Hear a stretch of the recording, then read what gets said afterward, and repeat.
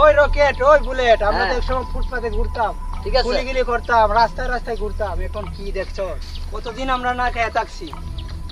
বস আমি একবার 4 দিন না খায় থাকছি। বস দুঃখের কথা মনে হলে আমার চোখ দিয়ে এখনো পানি আসে। আজকে আমরা অনেক টাকার মালিক। আজকে আমরা চাঁদাবাজি করি, হিরোইন বেচি, পেন্সিল বেচি, চারদিক থেকে আমাদের টাকা আসে।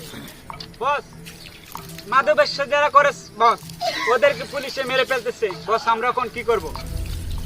বস পুলিশে ঠিকই করতেছে, মাদক জিনিসটা খুবই খারাপ বস, এগুলা দেশ ও মানুষের জন্য ক্ষতিকর।